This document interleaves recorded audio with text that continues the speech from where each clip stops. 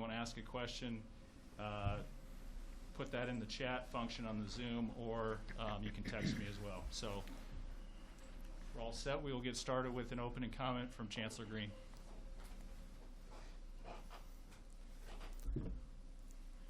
Well, good morning. It's a good day to be in Nebraska and a good day for Husker Nation. As we announced earlier this morning, as you all know, the plans for the Big Ten to resume its fall sports season for football on October the 24th this year. So we have had a long road to get there, to be able to celebrate this day for our student athletes and for our coaches who have been ready to play and want to play and return to competition. I know everyone knows that the decision to pause the season back in early August was a very difficult decision for the conference based on, as you've heard, concern about being ready for that season to commence safely under all of the protocols that were needed. And as we have worked diligently over this past month, led by our athletic directors, led by our medical directors across the Big Ten campuses, to address those questions and to be able to check off the boxes for us to be able to return to play and to return to play safely and mitigating risk has been impressive to watch and to be able to see that come together in the way that it has. So as you've heard earlier today, the recommended protocols by the medical team have been approved unanimously by the Big Ten board for us to be able to implement and move back to a conference season beginning the weekend of October the 24th. So we're looking forward to that. We are focused on that. We are looking forward to being able to support our student athletes as they return to play and return to what they love to do. So it's an exciting day, and I know we have a lot of details that we'll be able to talk about in our coverage. So I'll turn to Athletic Director Bill Moos, who has been at the center of these conversations, not just since August 11th, but since March 11th, when COVID first became a real thing for all of us. Bill, I'll turn to you. Well, thank you, Ronnie. As Chancellor Green said, this truly is a celebration, a lot of hard work. I think over 125 at last count Zoom meetings by the athletic directors every morning since mid-March. We got a setback in August, and we went back to it, found a way that was approved by the presidents and chancellors, and I'm very excited about that. Our players want to play, our coaches want to coach, and our fans want to watch. And we're going to be able to do all these things now, and that's why it is a celebration. And I believe and very strongly that the state of Nebraska needs football. And believe me, in the world I live in, football needs Nebraska. And we're going to be able to deliver that, and I'm very, very excited. So look forward to questions. I think we may not have all the answers, but I think we got quite a few. So carry on. Okay, we'll go ahead with questions, and if you would, please address it to either Chancellor or to Bill or both. First question, Mitch Sherman from The Athletic. Yeah, thanks, guys. Bill, this is for either one of you, but what are your thoughts on the protocols that were put into place by the league, the percentages of positivity rates, what you'll need to do at Nebraska to be able to continue to practice and eventually play games, and just your thoughts on as far as being optimistic that you'll be able to meet those as the season gets underway, and also that your opponents will be able to? Well, let me address first the protocols themselves. I know that there's been conversation about that already this morning about what the requirements are being put into place are for the conference.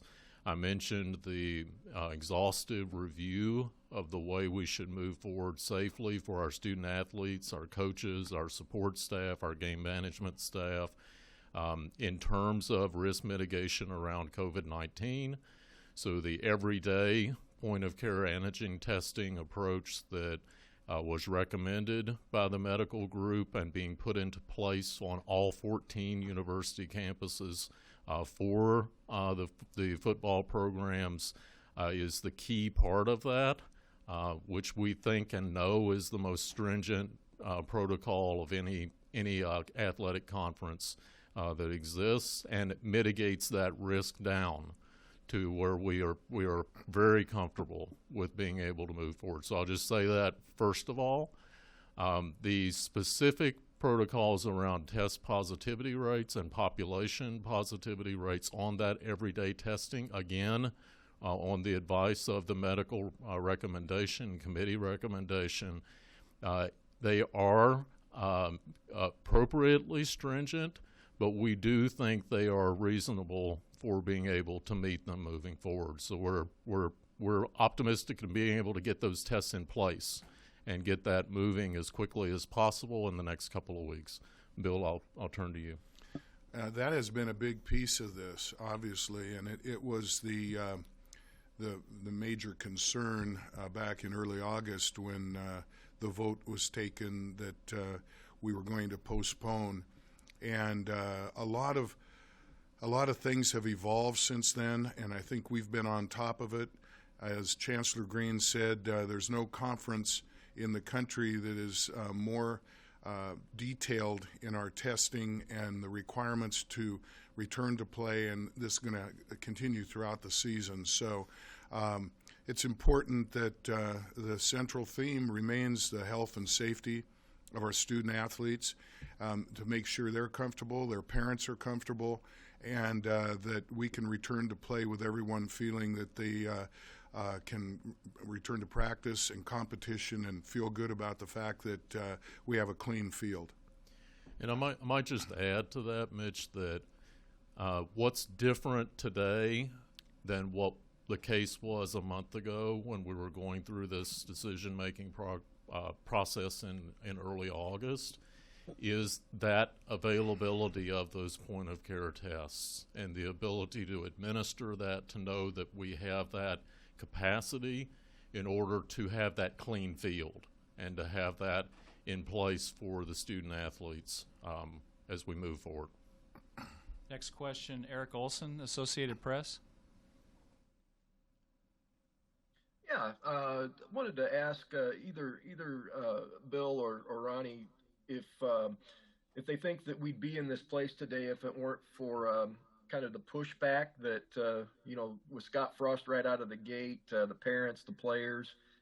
Without Nebraska's, I guess, general pushback, would we be in this spot we're at today?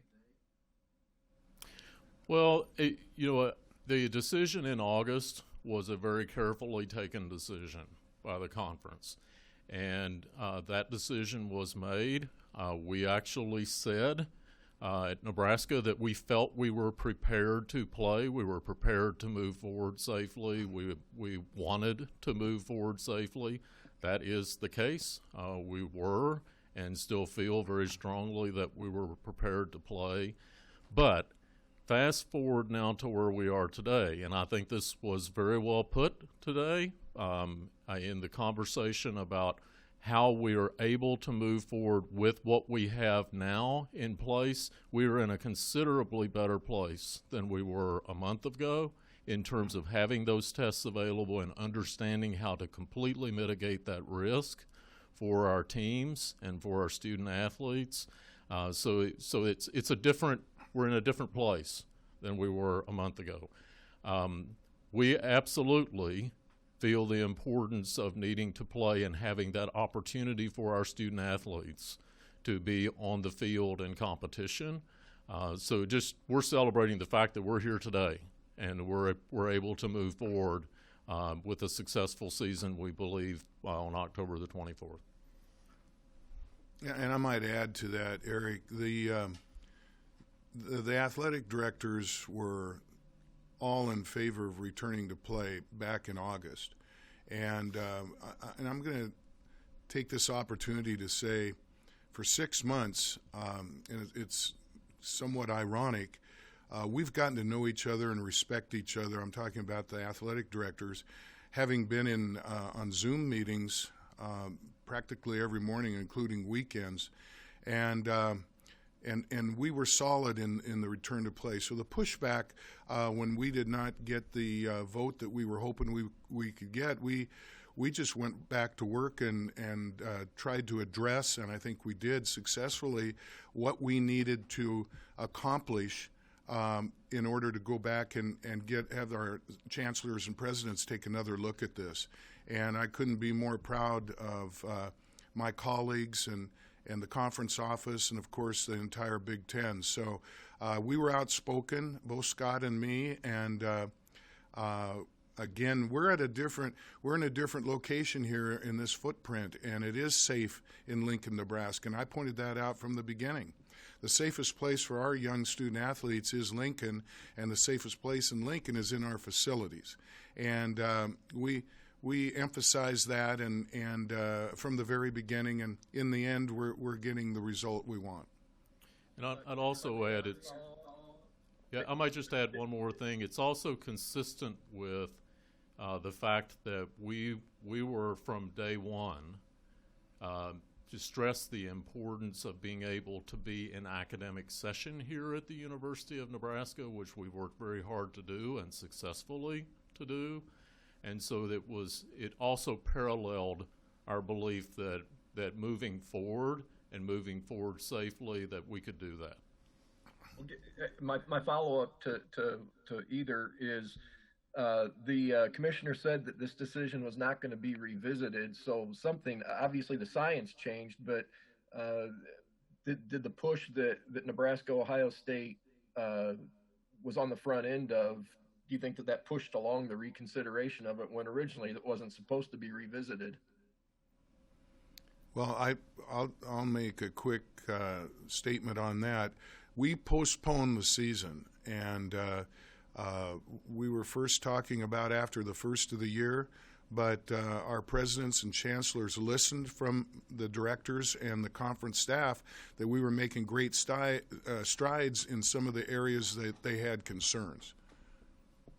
I'll add to that yes, there was a considerable push to revisit the decision with new information and with new knowledge applied to how we could safely move forward. I think we all understand that this is not a static conversation. You know, the world we live in around COVID-19 and mitigating COVID-19 is not one that's static. It's dynamic, it's fluid. We continue to learn more. Knowing what we know today about point-of-care antigen tests is considerably more than what we knew going into early August.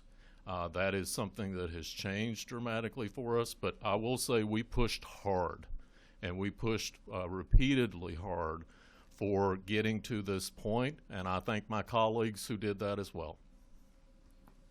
Next question. I certainly pushed along with a number of our other colleagues, yes. Okay, thank you. Next question, Omaha World Herald, Sam McEwen. Hey guys, thanks for taking this call. So I have two questions. One of them is related to just what Eric asked about the appreciation of having Ohio State. Many consider the league's strongest program, pushing just as hard as you were. The second question is about the apparent absence of fans at Memorial Stadium. So according to Sandy Barber this morning, the Penn State athletic director, there will not be a public sale of tickets for these games, and only families of players and presumably coaches will be accommodated. So I wanted to get your guys' reaction on that. If there's any thought that maybe that decision from the Big Ten might change, and also your thoughts on, Ohio State's fierce support for playing this season. I can start. Go ahead. Both Chancellor Green and I pushed very hard in our meetings, respective meetings, that attendance should be based on local authorities, health officials, governments, etc.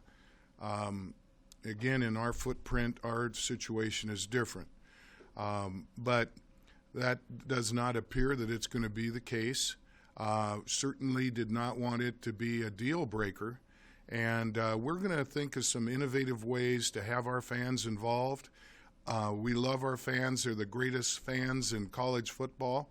And hopefully we can get them involved in some innovative ways, and we're already working on that. The important thing is that our fans are going to have Husker football.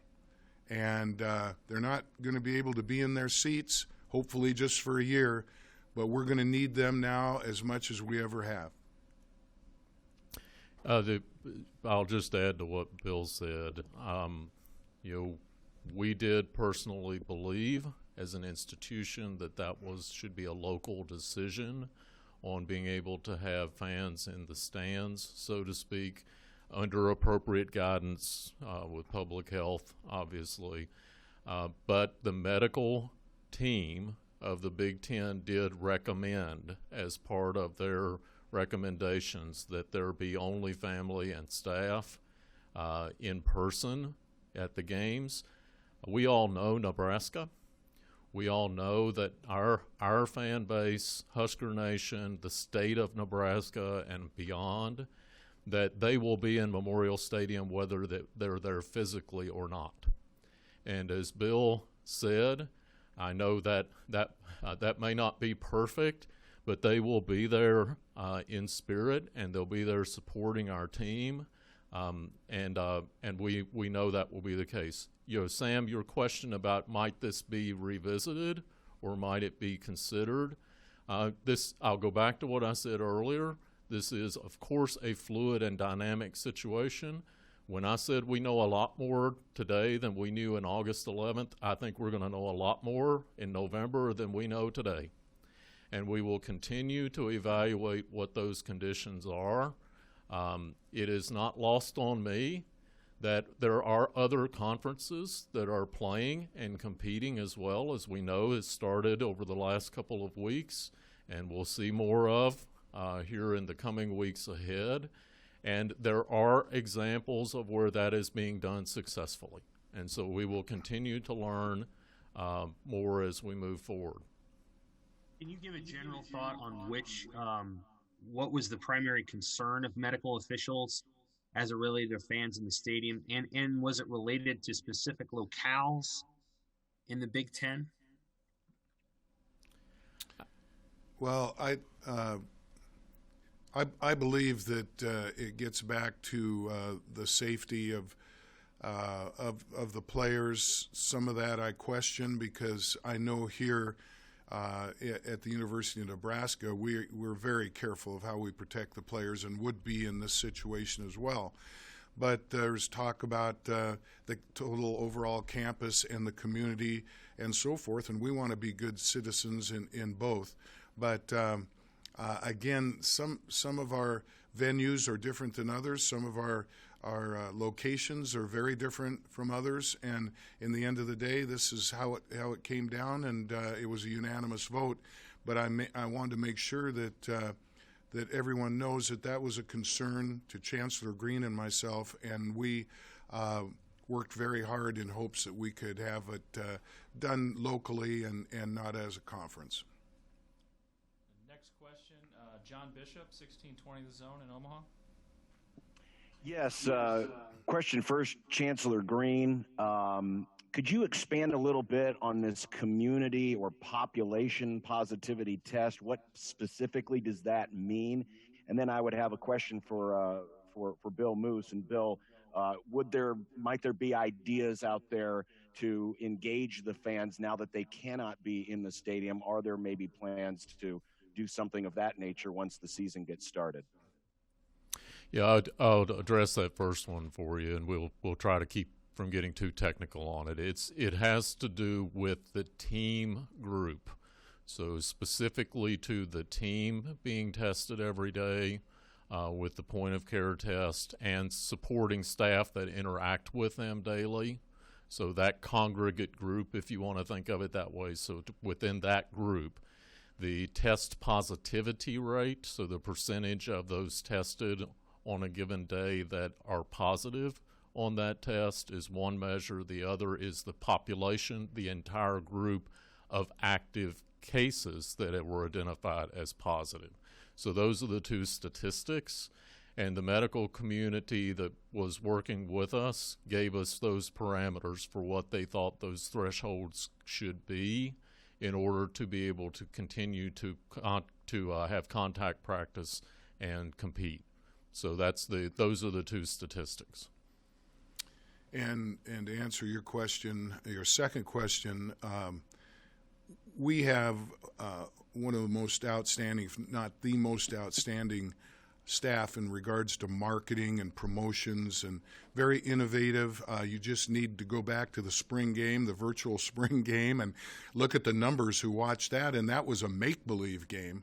We're going to have real games. We're going to have BTN, we're going to have ESPN, we're going to have Greg Sharp, we're going to have Matt Davison, we're going to have all the action that our listeners on our tremendous radio network are not even going to know that we don't have fans in the stands. But we will have an array of, again, innovative ways to involve our fans. That's what's fun about this business. There's some things that are more fun than others, but to think of ideas and to think outside the box, this staff does that as well as any I've seen in my career. Next question, Adam Kruger, KM3 in Omaha. Hi, guys. This question is for Bill Moos. Bill, on other teams, there's been some marquee players who have opted out of the season. It doesn't appear that's been the case at Nebraska, where maybe a couple offensive linemen could have done that. What do you think that says about how much the players have bought into Scott Frost's program? And from your vantage point, how has Coach Frost and the coaching staff handled this last month and a half, in your opinion? Well, we've got a tremendous family in Husker athletics, and specific to your question, in our football program. Very passionate, caring. Scott Frost is a player's coach. He's got a fabulous staff. They've just been wanting to compete. We had many more in town over the summer than any of our competition. We were all in the voluntary workouts beginning June 1st, and it's been frustrating for them, for everybody. But think of the players. They've been doing walkthroughs and all these kind of things. Here we are well into September, and they're ready to go out and play football. And now they have a schedule to look at, and soon they will have an opponent to prepare for. And that is very, very important. I point out that they grew up, they dreamt, they worked to come to a place like the University of Nebraska to play in truly the big time, one of the premier programs in football history. And now they're going to get to do that, not as they had hoped with 90,000 in Memorial Stadium. That will come back in time, but they're going to be able to play, and that's going to be so valuable to everyone. The coaches, they're competitors too. They want to be playing. They care about their players, and now there's a sigh of relief. They still have to wait a while, but at least we can start to prepare and look forward to a competitive season. And hey, there's championships out there. There's bowl games out there now. There's top 25 ratings. There's all these things that now we can be involved with and be included, depending on how we perform. I might add, too, to that. No one chose to be a student athlete in COVID-19. No one chose to be a high school graduate in a global pandemic. No one chose to be a student as a freshman at the University of Nebraska in a global pandemic. I think we all understand that and recognize the magnitude of that for all of us. We're all living this. No one in our lives has lived like this before. It's the first major challenge we've had societally. So I want to thank our players. I want to thank our coaches. I want to thank them for what they have done to persevere through this, to get to this point now where we can have a path forward is a big deal. It is absolutely a big deal to be able to return to play. Lincoln Journal-Star, Steve Sipple. Hi, guys. Good morning. Along those lines, Bill, you were on the scheduling committee. How much thought was given to October 16th, 17th start? And what do you think about the schedule as it's configured now? And Ronnie, you can follow up. That'd be great. Yeah, Steve, I might take the first part of that and then let Bill talk about the schedule. On the October 16, 17 part of your question, so that was seriously considered as a possible start date for the return to the season. The decision came down to the 24th on the basis of the test availability and getting that implemented. So that was the reason for the move to the 24th. Thank you. On the schedule, Steve, I think it's a sound plan. I was pushing and hoping, as was Chancellor Green, that we could have it on the 16th, 17th, begin then, so we could have a break. But hey, we're being very cautious in regards to the medical piece of this. So 8 conference games, 4 at home, 4 on the road. We will play everyone in our division, and that, of course, is very important. And then that will produce, as always, a division champion that will meet for the Big Ten championship, along with matchups with the rest of the teams, and depending on how they finished, who their opponent will be.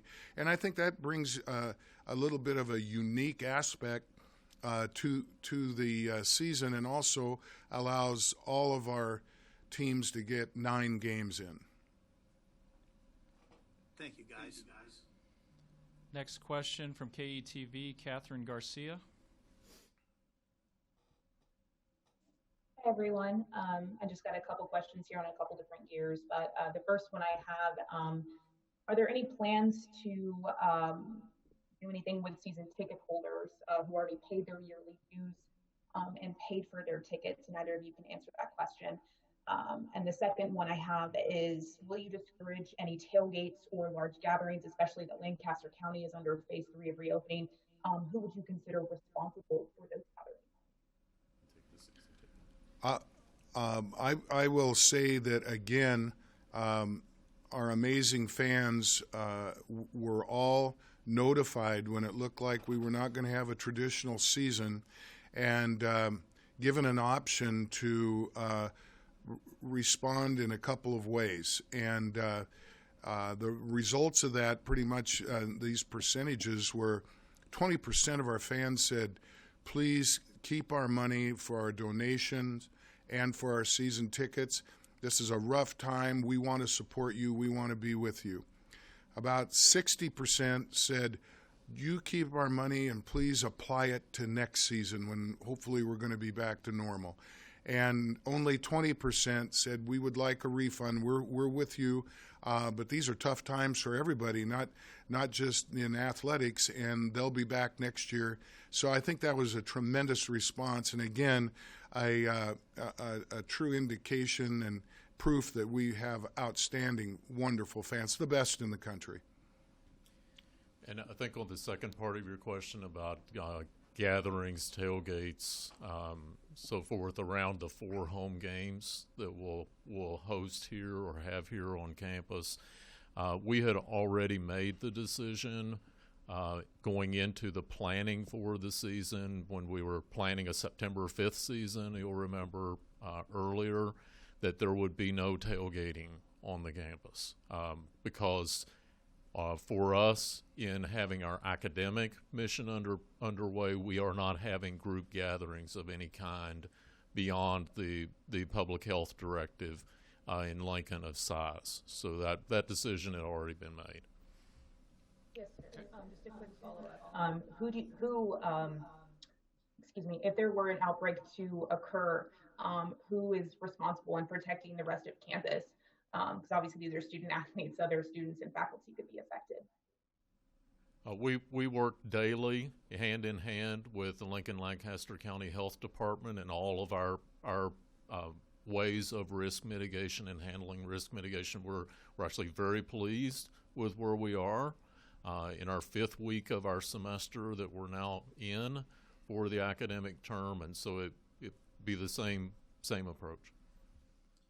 We have several more in line here. We'll try to get to as many as possible in the next 5 to 10 minutes that the Chancellor and Bill have. Sean Callahan, Rivals.com, Husker Online. Yeah, I had a question, guys, on the December 19th games. Do you know right now, are they looking at neutral sites for those games, or would that be a home game, just kind of from what you know right now on those? Is this The neutral, the December 19th. Okay. That has not been decided. Again, being on the scheduling committee, we're going to be talking about that perhaps as early as this afternoon.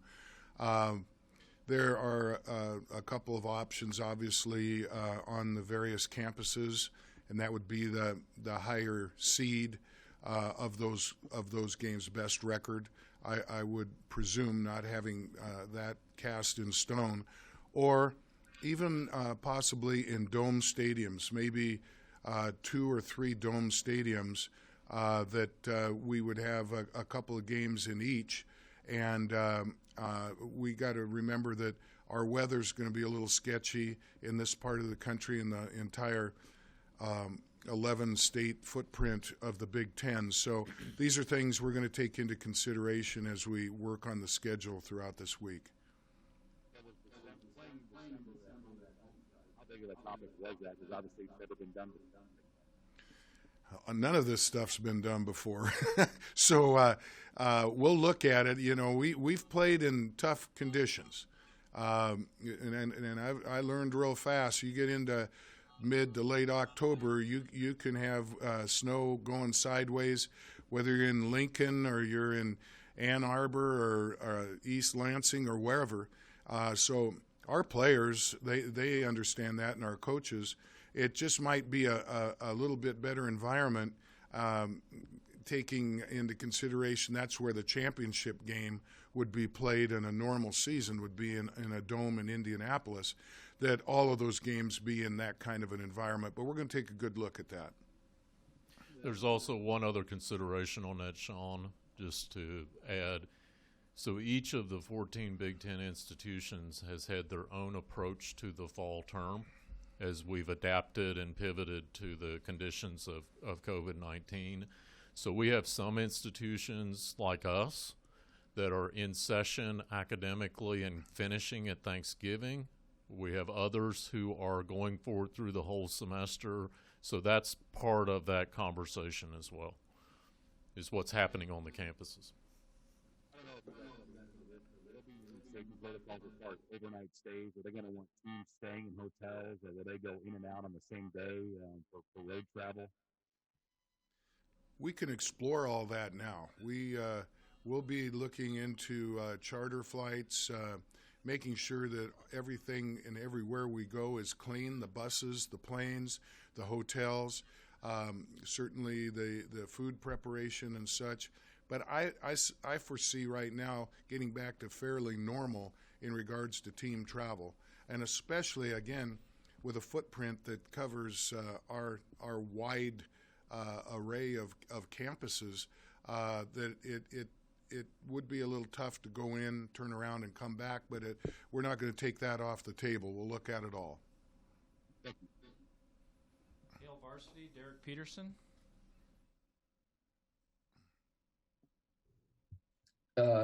Hey guys, this question is for Bill. I know you guys have been reporting test results to the appropriate local agencies, but the expectation was that you guys weren't going to be making test results available to the public. Is that going to continue now that there's going to be a season? And if so, why was that decision made?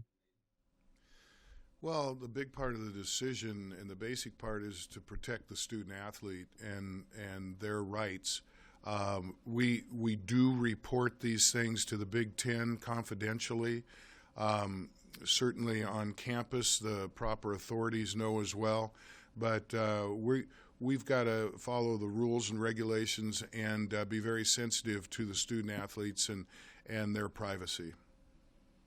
That's universally true of all students, and so as you pointed out, Derek, the test results do come through the aggregate group on campus and are reported in that way, and as Bill said, have been and continue to be reported to the Big Ten, along with all of our other institutions, and that will continue. From the Lincoln Journal-Star, Chris Dunker.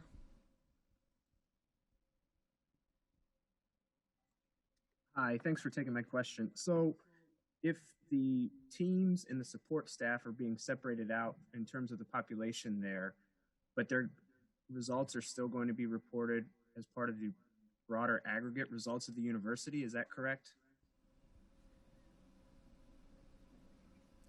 I believe that's what that is correct, Chancellor, Chris. Yes. Okay, so if that population at risk in this context is the teams and the staff, I mean, is anything being done to keep, student athletes separate or in a bubble away from the rest of the student body at this point? We're very cautious there, and certainly the testing protocol that we will be implementing will help us in that regard. Social distancing and contact tracing, all these things, I think we're doing as well, if not better, than anybody. A lot of the campuses, again, in our conference are operating without students, overall students on campus. They're operating remotely, and we're going to look at, and some of our classes are that way as well. But I don't believe our big risk is within the student body and within the campus.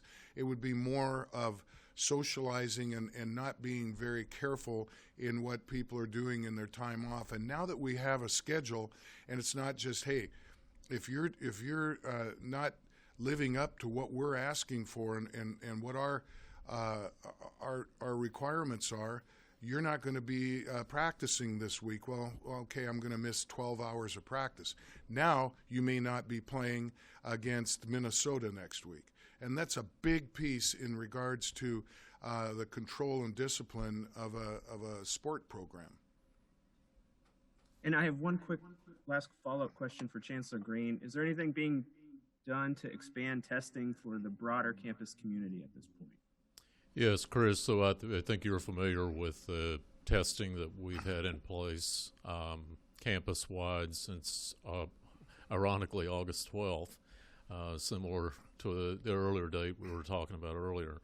But that we are in the process of expanding available testing. We have met all of the needed testing needs. We've met the demand for what those testing needs have been. But we are in the process, beginning as early as this weekend, of expanding availability of testing for some targeted testing on campus to help us to further mitigate risk. So yes, we will be. Question from Caleb Henry, KLIN. Sorry about that echo. But so back to the question about the reporting testing results. I know you're obviously not going to report the numbers themselves, but are the colors going to be reported themselves? Like in a certain week, Nebraska is green-orange. Is that information going to be released to media and public other than to the Big Ten? That is not the plan at this point. Again, we're going to be doing everything that allows each and every one of our eligible players to be in competition. This is all new to us too, so we're going to have to feel our way through it a little bit, and how we report these things and who we report them to has yet to be determined. So the Big Ten will require all of those data to be reported daily. So that's part of the protocols that we've accepted to move forward. So the point-of-care antigen testing will be reported daily. by a official here at the university in place for that, and will be the use of the data in that sense. Got time for one or maybe two more. WOWT, Joe Nugent. Hey, Bill, another question on scheduling.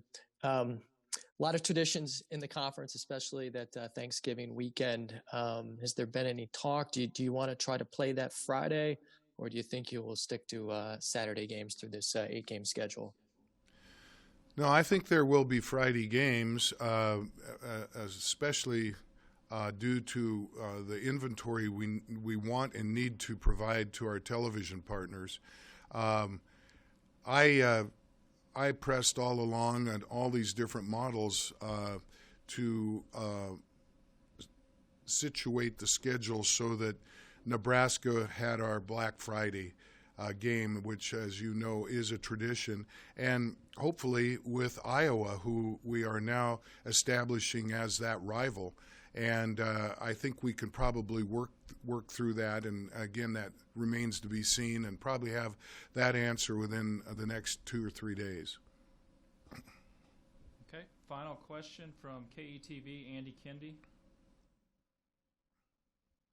Hey, Bill, this one's for you. Following up on that schedule question, how much of a say being on that schedule committee do you have, and how much will you be able to push what you want, whether it be the Iowa game on Black Friday or perhaps an opener against Ohio State? And are those crossover games decided yet? Would you go back to the schedule that was originally for the season?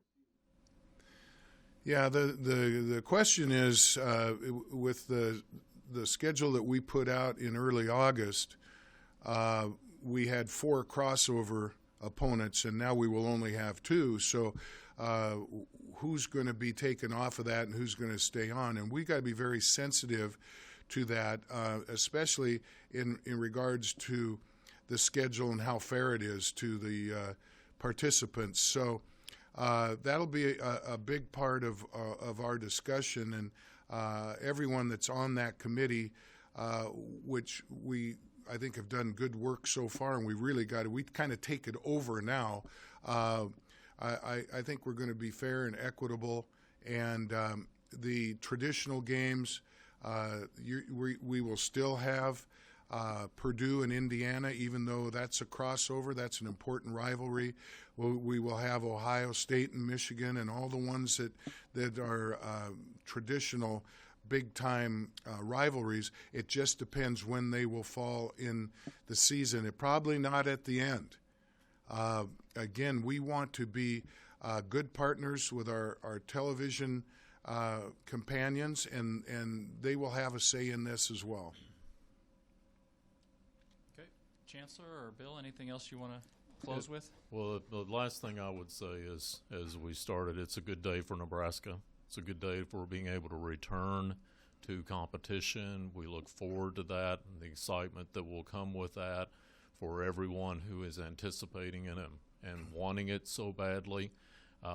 There's something to be said about hope here. You know, we live in a tough time.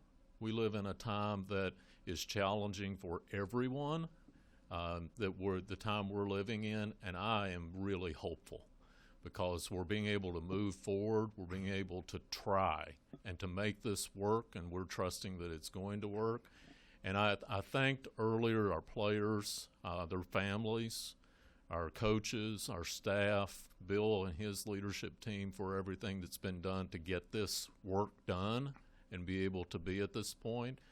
We've been aligned in Nebraska from the top to the top down on what we believe is the right thing to do and moving forward, and it's an exciting day to be able to move forward.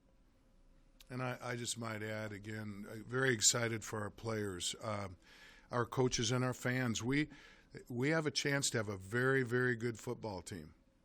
This is Scott's 3rd year. We've got sophomores and juniors and seniors that understand the program. They've worked very, very hard. This is a fabulous reward for them, and I applaud Chancellor Green and his colleagues in the presidents and chancellors and my colleagues as ADs in the conference office. A lot of hours went into this, And thank you. You guys have been pretty good too, the media, and we're excited to have an opportunity to give you something to write about because you've been somewhat starved. So we thank you for your patience as well. Okay, thanks everyone for joining.